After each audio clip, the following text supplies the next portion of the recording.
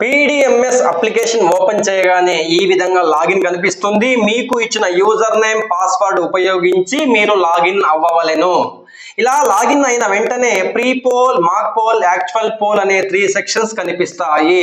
Polling సామాగ్రి అందుకున్నది మొదలు polling కేంద్రానికి చేరుకునే వరకు ఉండే ఈవెంట్లను ప్రీ పోల్ అంటారు.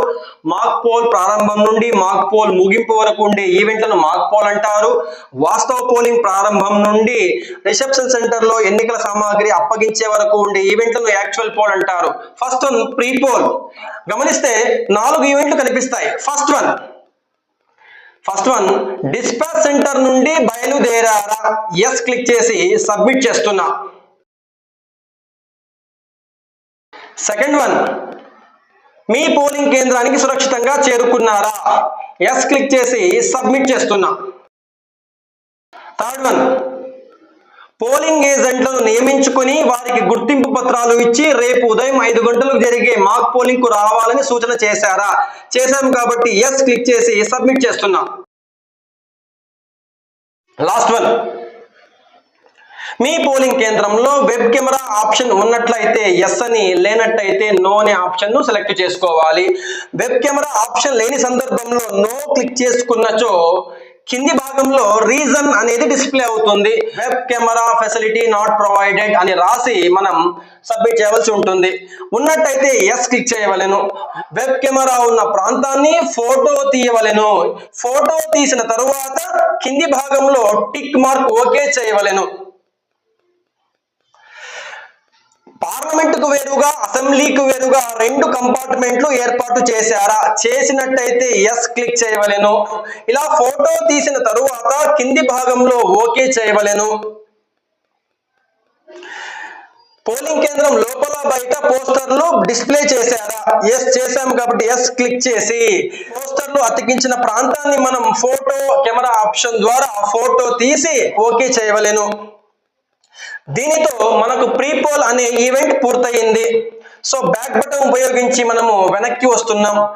ఈ మాక్ పోల్ లో అగైన్ మనకు 6 ఈవెంట్లు కనిపిస్తాయి. అందులో ఫస్ట్ వన్ అసెంబ్లీకి వేరుగా పార్లమెంటుకు వేరుగా మాక్ పోలింగ్ ప్రారంభించారా, ఎస్. మాక్ పోలింగ్ కు 2 లేదా అంతకంటే ఎక్కువ సంఖ్యలో పోలింగ్ ఏజెంట్లు హాజరయ్యారా, ఎస్ క్లిక్ చేసి సబ్మిట్ చేయవలెను. సెకండ్ వన్ అసెంబ్లీకి వేరుగా పార్లమెంటుకు వేరుగా 2 మాక్ పోలింగ్లు పూర్తి చేశారా, ఎస్. 2 రకాల మాక్ పోల్ సర్టిఫికెట్లు పూరించారా, ఎస్ సబ్మిట్ చేయవలెను.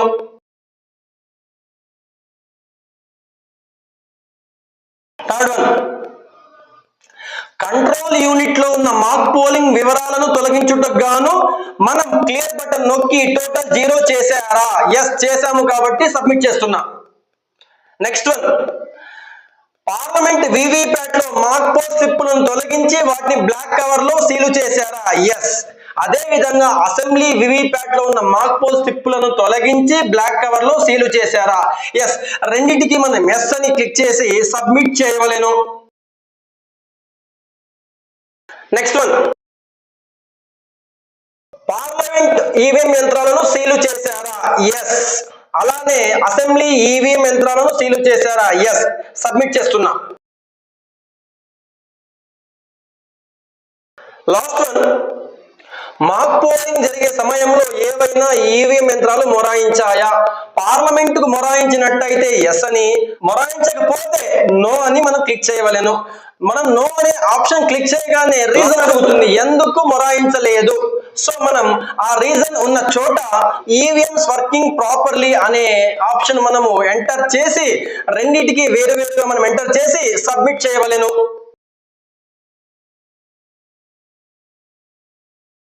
సో ఇంతటితో మాక్ పోలింగ్ ఈవెంట్ పూర్తయింది.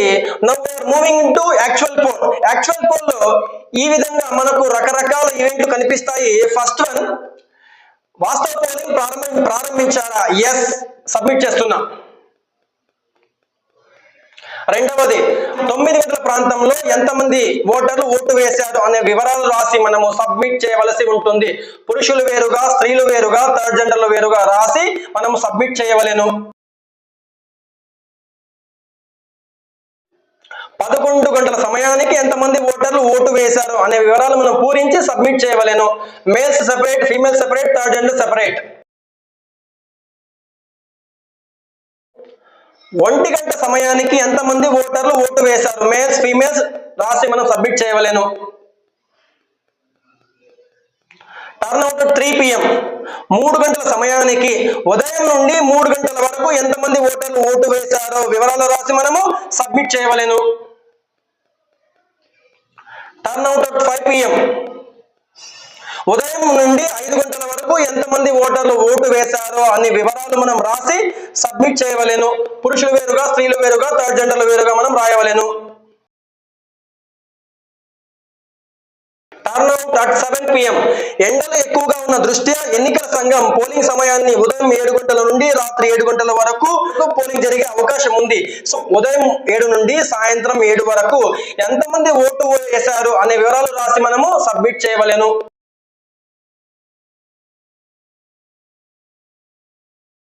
ముగిసే సమయానికి ఇంకనూ ఓటర్లు లైన్ లో ఉన్నచో మనం వారికి ఓటర్ స్లిప్పులు అందించవలెను. ఎన్ని స్లిప్పులు మనం అందించాము, నంబర్ ఆఫ్ టోకెన్స్ మనం ఇష్యూ చేసామనే విషయాన్ని మనం రాసి సబ్మిట్ చేయవలెను. Close of poll. Yes, CU మరియు 17A 17C లో నమోదైన ఓట్ల వివరాలు సరిపోయాయి. So yes, close button press చేసాము. ఎస్, ఈవీఎం సీలింగ్ పూర్తి చేసాము. ఎస్, ఈ మూడింటికి ఎస్ రాసి మనం సబ్మిట్ చేయవలెను. నెక్స్ట్ వన్, మొత్తం మీద ఎంతమంది ఓటర్లు ఓటు వేశారు. Next one, parliament EVM seal చేశారా. ఎస్, అసెంబ్లీ ఈవీఎం సీలు చేశారా. ఎస్. ఎస్, వాస్తవ పోలింగ్ జరిగేటప్పుడు పార్లమెంటు మరియు అసెంబ్లీకి సంబంధించిన పోలింగ్ యంత్రాలు మొరాయించాయా, మొరాయించకపోతే నోని, మొరాయిస్తే ఎస్ అని మనం రాయవలెను. నోని మనం ప్రెస్ చేసినచో, సరిగ్గా పనిచేసినచో నో ప్రెస్ చేస్తాము. ఇలా నో ప్రెస్ చేసినప్పుడు ఎందుకు మొరాయించలేదు అనే విషయాన్ని మనము ఈవీఎంస్ వర్కింగ్ ప్రాపర్లీ అని రాసి మనం సబ్మిట్ చేయవలెను. చివరగా అన్ని రకాల ఫామ్లు పూర్తి చేశారా, చేశాము కాబట్టి ఎస్ రాసి సబ్మిట్ చేస్తున్నా. లాస్ట్ వన్, రిసెప్షన్ కేంద్రానికి సురక్షితంగా చేరుకున్నారా, చేరుకున్నాం కాబట్టి ఎస్ రాసి సబ్మిట్ చేస్తున్నాం. ఇంతటితో మనం PDMS లో వివరాలు పూర్తిగా నింపడం జరిగింది.